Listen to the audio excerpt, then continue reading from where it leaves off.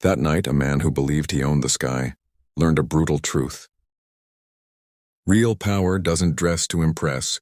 It waits for you to expose yourself. The atmosphere at the regional executive airfield was thick, with a biting, saturated mist that clung to the high-intensity halogen lamps, turning the runway into a blurred streak of neon and obsidian. It was the sort of night where the weather seemed to conspire with the wealthy, reinforcing the divide between those huddled in the wind and those shielded by 3 inches of pressurized polycarbonate. Tucked away in the most exclusive corner of the North Apron was the Celestia, a brand-new ultra-long-range titan of the skies. Its fuselage, painted in a deep light-absorbing navy, looked less like a machine and more like a solidified piece of the midnight horizon, high above the wet concrete, nestled within the climate-controlled serenity of the flight deck. Commander Alistair Sterling was conducting his pre-departure litany. Alistair was a man sculpted by 40 years of rigid hierarchies and high-altitude ego. His jawline was sharp, his silver hair was a triumph of discipline over age, and his 4-bar epaulettes were polished to a mirror shine. To Alistair, the cockpit wasn't just an office, it was a throne room. He viewed himself as a gatekeeper of the stratosphere, a man whose job was to ensure that the pristine silence of the cabin was never punctured by the unrefined, or the common weight and balance. Finalized his first officer, Silas noted without looking up from his display.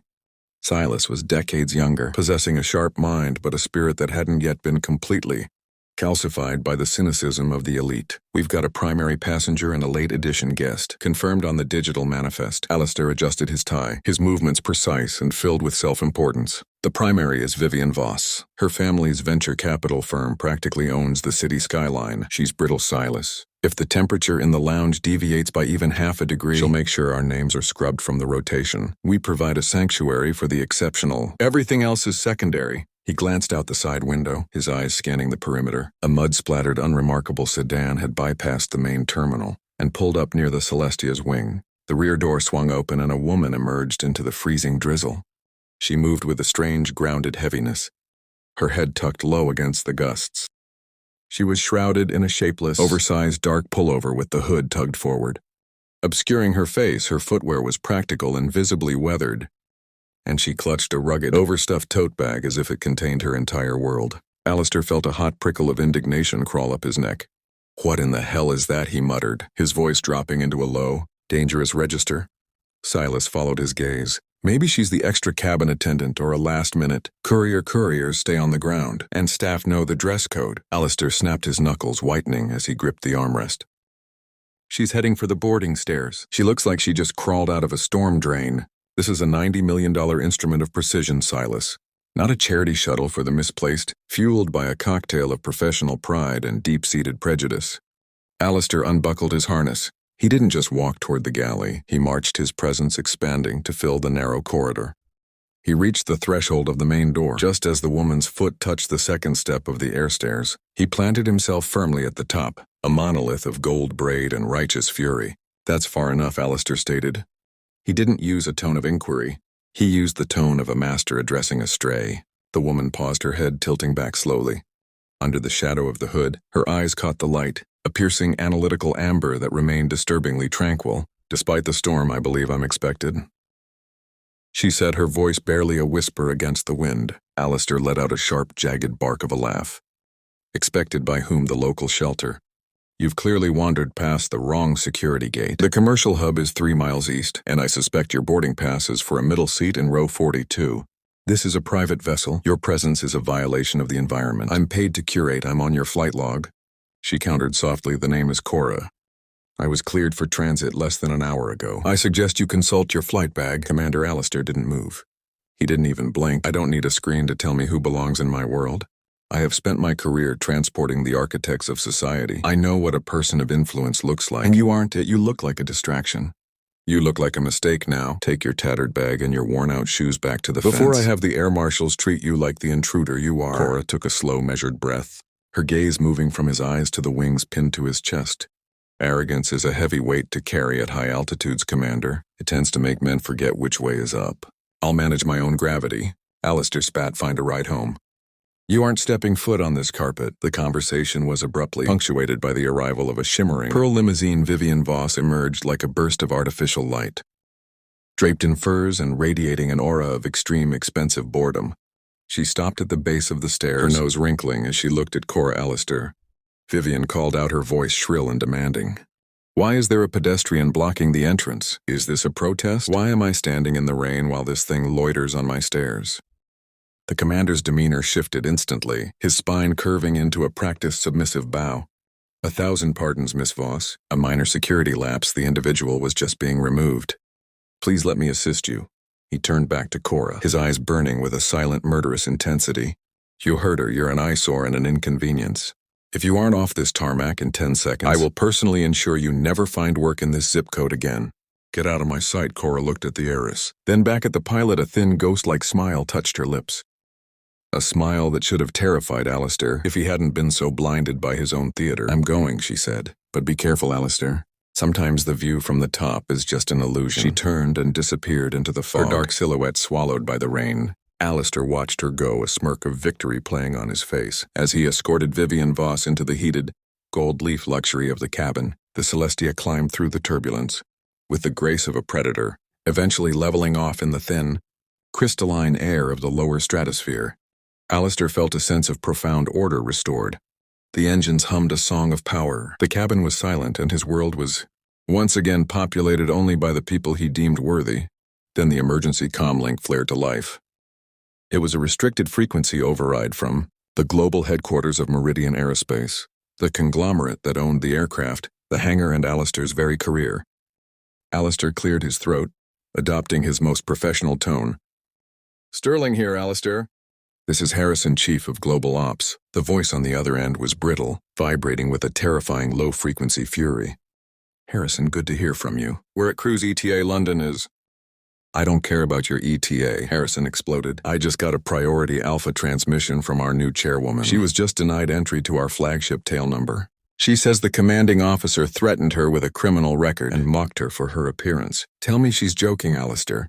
Tell me you didn't just insult the woman who bought this entire company. Yesterday morning, the oxygen in the cockpit suddenly felt non-existent. Alistair's lungs seized new chairwoman Harrison. The manifest only had Voss and a late ad named Cora Vance, Harrison screamed. The woman who pioneered the next generation of orbital fuel cells. She's the wealthiest woman in the tech sector, and she just acquired Meridian specifically to purge the elitist rot in the executive ranks.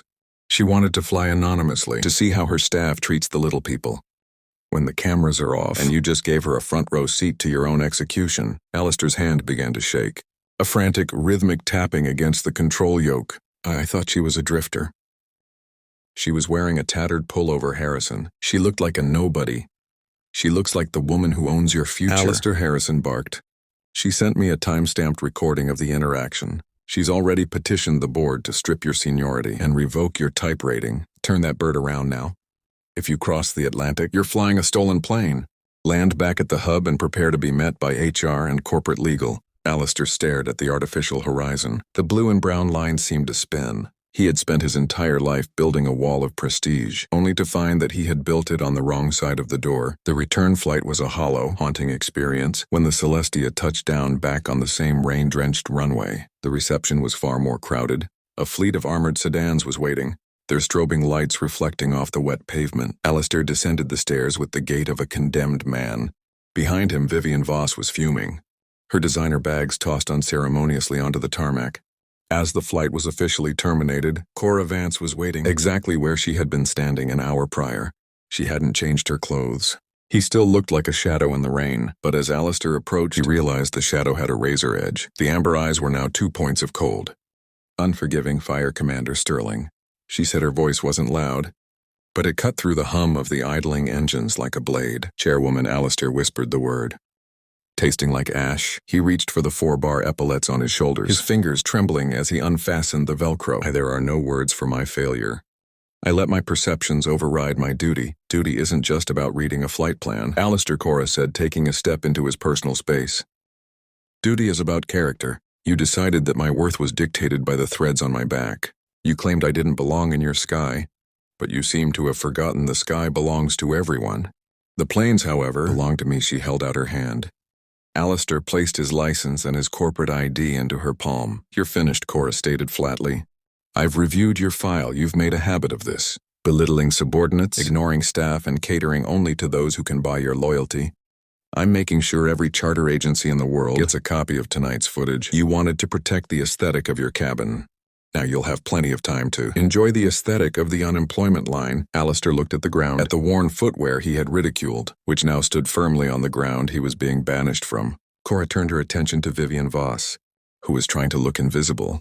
And Miss Voss, Cora said, I've instructed our billing department to triple the cancellation fee for tonight. Furthermore, I'll be notifying your father that Meridian Aerospace will no longer be accepting his capital for any future ventures. I prefer my partners to have a désolé, or at least a modicum of decency. Tell him his daughter's mouth just cost him his seat at the table. Vivian turned a shade of crimson that rivaled her lipstick, but she remained silent. Maya turned back to Silas, the first officer who was watching from the galley door. Silas, she called out, you've got a clean record and a reputation for treating the ground crew with respect. Commander Alistair is going for a walk. Why don't you move over to the left seat? I still have a meeting in London, and I prefer a pilot who understands that leadership starts with humility. Silas's eyes widened, but he nodded firmly. Yes. Chairwoman Maya ascended the stairs, her dark hood pulled up once more. She didn't look back at the broken man on the tarmac, or the humiliated heiress. As the heavy pressurized door of the Celestia sealed shut, the sound was as final as a tomb. Alistair Sterling stood in the freezing fog, watching the blue navigation lights of his former life vanish into the clouds. He looked down at his own expensive polished shoes, now marred by mud and grease. For the first time in his career, he understood that the most dangerous turbulence isn't in the air. It's in the heart of a man who thinks he's too high to fall. The jet disappeared into the dark, a silent roar echoing across the field. Inside, Cora Vance opened her tote bag, pulled out